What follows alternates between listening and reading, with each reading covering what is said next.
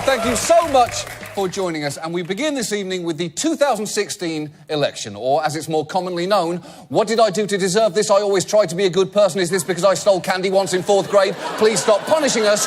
2016. This week saw the first presidential debate, where, as I'm sure you know by now, Donald Trump's performance consisted mainly of an incoherent jumble of sniffles and nonsense, like a racist toddler coming out of dental surgery. And it all culminated in this amazing assertion. I think my strongest asset, maybe by far, is my temperament. I have a winning temperament. I know how to win. That is an incredible statement. If he had looked straight into the camera and said, "I am a small Korean woman," it would have been more believable. And for the record, you can't incoherently rant about having the best temperament. That is a claim that disproves itself. It's like getting a forehead tattoo that says, "I have excellent judgement." But this week, we then saw what a winning temperament actually means. It's a temperament that allows you to insist that you won something that you demonstrably lost. Because Trump spent the last 7 days citing his victories in what he called final debate polls, peppering his rallies with boasts like this.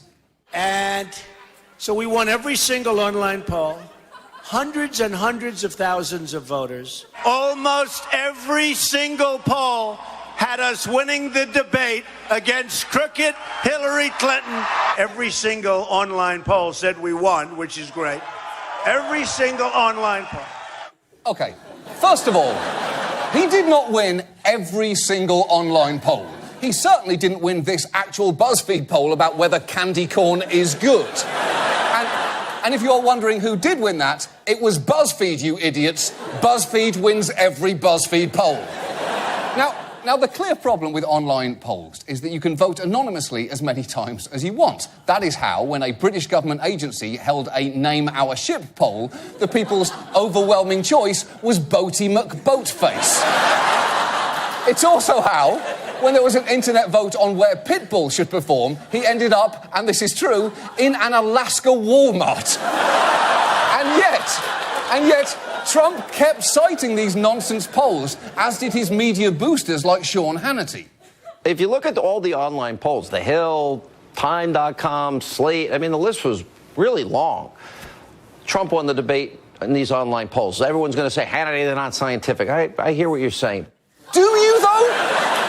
I'm not sure you do. In fact, I'm not even sure you hear what your own company is saying, because Fox News sent out an internal memo this week saying that such polls, quote, do not meet our editorial standards. Which is shocking, since I was pretty sure Fox News' only editorial standards were all ladies must be 8s or above and try not to say the N-word. And by Thursday, the Trump campaign's insistence that online polls were just as good as real ones was beginning to drive people nuts. The polls that happened that night, the night of the debate, the snap polls, the ones that happened online, those all showed Mr. Trump winning in a huge way. Wait, what scientific poll had Donald Trump winning? Give me one scientific poll. Everything else was those are fan polls, man. Those are polls that like computer programmers can mess with. Those aren't real. I understand that Hillary is going to have support from the insiders and from the media. Mr. Trump's going to have the support from the grassroots and from the people. Jason, you've been doing this a while. You know those are bogus. Look how frustrated he is. Chuck Todd's head is about to explode. And you know that this pains him because he's talking to a fellow goatee wearer. And usually they have to stick together against a world that makes fun of their ridiculous facial hair. And while all this was going on, there was an even more inexplicable narrative developing. Because, to be fair, Trump did score a few points early on against Hillary Clinton, and he could have spent the whole week talking about those. But instead, he fixated on one particular thing she said towards the end of the night. And one of the worst things he said was about a woman in a beauty contest. He called this woman Miss Piggy. Then he called her Miss Housekeeping because she was Latina. Donald, she has a name. Where did you find her this? name Where is did you find Alicia this? Machado. Where did you find it? Why does he care where she found it?